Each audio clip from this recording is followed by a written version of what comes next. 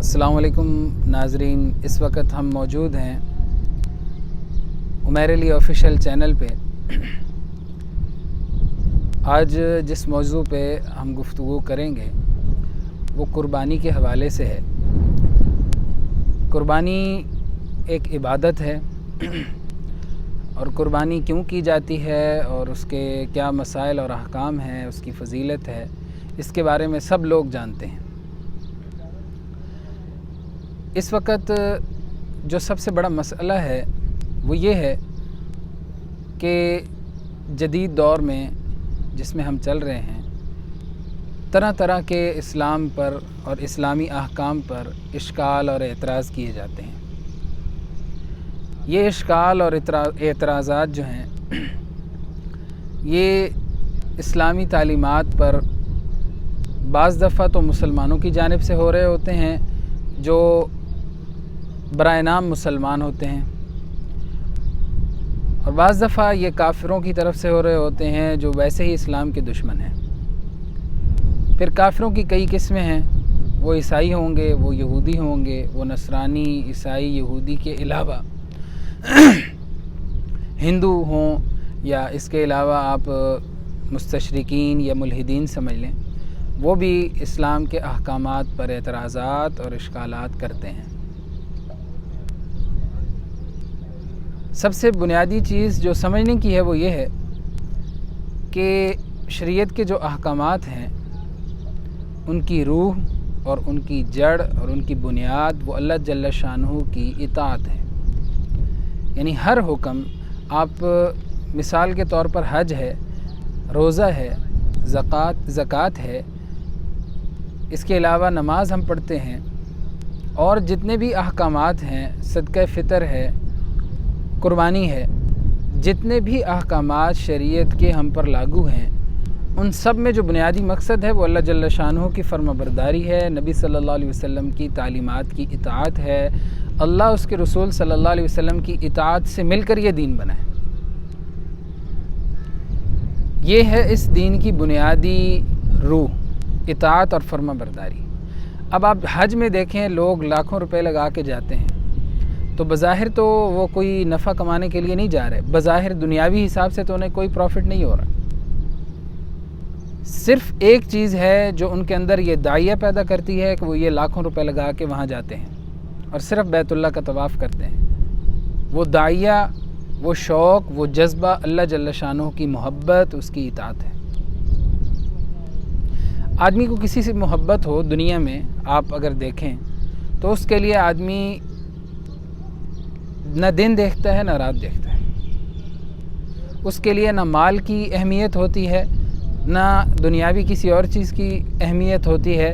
वो हर चीज़ को उसके लिए छोड़ने के लिए तैयार होता है।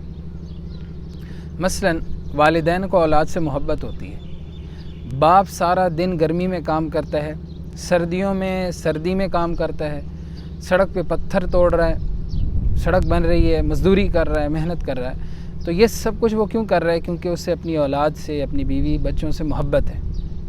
ये मोहब्बत उसको मुश्किल से मुश्किल काम करने पर मजबूर करती है। इसी तरह आप दूसरी जितनी भी मोहब्बतें और ताल्लुक़ और वास्ते हैं उनमें देखें तो यही चीज़ आपको नज़र आएगी। बिल्कुल कुर्बानी और इबादत का हमारा और हमारे रब का जो ताल्लुक़ है वो बिल्कुल ऐसे ही है कि मोहब्बत का ताल्लुक़ है, और जहाँ मोहब्बत होती है वहाँ सवाल नहीं किए जाते। फिर दूसरा हमारे रब से ताल्लुक़ अबूदियत का है। हम अल्लाह के बंदे हैं, उसके ग़ुलाम हैं, उसने पैदा किए। तो अल्लाह जल्ल शानहू के बंदे होने की हैसियत से अल्लाह ताला के हम अल्लाह ताला के मामूर हैं, अल्लाह के अहकामात के पाबंद होने की हैसियत से भी ये चीज़ हमारे लिए मुनासिब नहीं है कि हम इस्लाम पर या अल्लाह के अहकाम पर एतराज़ करें। मसलन आप एक मुलाजिम रखते हैं और उसे कहते हैं कि भाई तुमने मेरे लिए चाय बनानी है, खाना बनाना है, रात हो या दिन हो, दिन का अलग मुलाजिम है, रात का अलग मुलाजिम है। अब आप रात को 2 बजे घर में आए हैं और आप अपने मुलाजिम से ये कहें कि मेरे लिए चाय बनाओ, तो वो आगे से ये कह सकता है कि रात को 1 बजे 2 बजे चाय पीने का वक्त है? क्या अकल इसको तस्लीम करती है कि आदमी 2 बजे उठ के चाय पिए? ये कोई टाइम है चाय पीने का?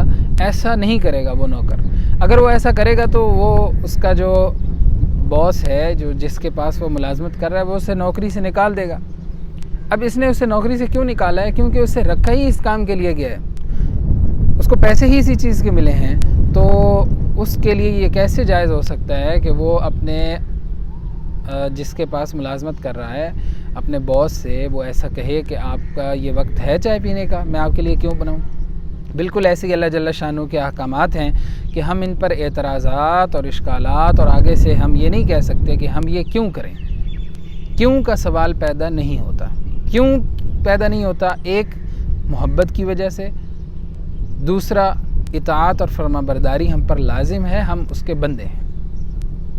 یہ دو چیزیں ہیں جس کی وجہ سے ہم اعتراضات اور اشکالات نہیں کر سکتے اللہ کے احکامات پر. جو لوگ اس وقت اللہ جل شانہ کی تعلیمات پر اعتراض کرتے ہیں وہ حقیقت میں اللہ جل شانہ پر اعتراض کرنا چاہ رہے ہوتے ہیں, لیکن ان کے پاس اتنی جرت نہیں ہوتی, اس لیے وہ ان معاملات میں الجھا کر اسلام پر اعتراضات کرتے ہیں. قربانی, اتنا زیادہ پیسہ خرچ کیا جائے گا, لاکھوں روپے جانوروں پر خرچ کیے جائیں گے, تو کتنے بچوں کی شادی, کتنی بچیوں کی شادی ہو سکتی تھی, کتنے یتیموں کو جو ہے وہ سہارا مل سکتا تھا. یہ آپ باتیں سنیں گے, لیکن آپ نے کبھی غور کیا ہے کہ ہمارے ملک میں اور کتنے ایسے کام, بلکہ پوری دنیا میں کتنے کروڑوں اربوں روپے خرچ کیے جا رہے ہیں ایسے کاموں پر جو نہ اللہ کا حکم ہے, نہ اس کے نبی صلی اللہ علیہ وسلم کی طرف سے حکم ہے, اور نہ ہی اس کی کوئی بظاہر کوئی ضرورت یا اہمیت ہے. ایسی ضرورت اور اہمیت جیسے اللہ کے احکامات کی اہمیت ہے, اتنی ان کی اہمیت قطعاً نہیں ہے. 14 اگست پہ کتنے پیسے خرچ ہوتے ہیں ملکی سطح پر؟ سال نیا شروع ہوتا ہے, کتنے کروڑوں اور اربوں روپے, کتنے ڈالر خرچ ہوتے ہیں پوری دنیا میں ایک سال کی خوشی منانے کے لیے. ہندوؤں کی ایک رسم ہے دیوالی, اس کو کہتے ہیں, جس میں وہ ہولی دیوالی نہیں ہولی کہتے ہیں, اور اس میں رنگ وہ پھینکتے ہیں ایک دوسرے پر. اس پر وہ کتنے روپے خرچ کرتے ہیں اگر آپ اس کا اندازہ ان کی ملک کے ریسرچ آپ کر کے دیکھ لیں تو وہ کروڑوں روپے اور اربوں روپے پوری دنیا میں جتنی بھی رسومات اور جتنے بھی ان کے تہوار ہیں ان پر وہ خرچ کرتے ہیں, لیکن کوئی اعتراض اور اشکال نہیں کرتا. لیکن جب قربانی آتی ہے تو اس پر اشکالات اور اعتراضات شروع ہو جاتے ہیں کہ کتنی بچیوں کی شادی ہو جاتی ہے. ہمارے ملک میں کتنے ایسے کھیلوں کے اور دوسرے تیسرے ادارے ایسے ہیں جن کا کوئی کام نہیں ہے, یعنی دنیاوی اعتبار سے یا اخروی اعتبار سے وہ ملک کو کوئی فائدہ نہیں پہنچا رہے, لیکن ان پر کروڑوں روپے کا بجٹ لگ رہا ہے, لیکن وہاں کوئی اعتراض نہیں کرتا اور کوئی اشکال نہیں کرتا. کیونکہ جتنا خوف ہمیں دنیا کے اقتدار رکھنے والوں کا ہے, اتنا اگر ہمیں اللہ کا خوف اور اللہ کی محبت ہوتی تو یہ اعتراض پیدا ہی نہ ہوتے.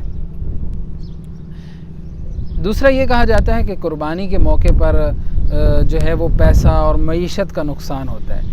اگر آپ صدقے دل سے آپ حضرات اگر تھوڑا غور کریں تو صرف قربانی پر کتنے لوگوں کا روزگار قربانی کے ساتھ جڑا ہوا ہوتا ہے. کسائی پورے سال میں ایک دن میں اتنی کمائی نہیں کرتے, پورے سال میں جتنی وہ کمائی کر رہے ہوتے ہیں ایک دن میں اتنی تیزی اور اتنی جلدی سے تھوڑے وقت میں اتنا پیسہ کمانا ان کے لیے پورے سال میں ممکن نہیں ہوتا.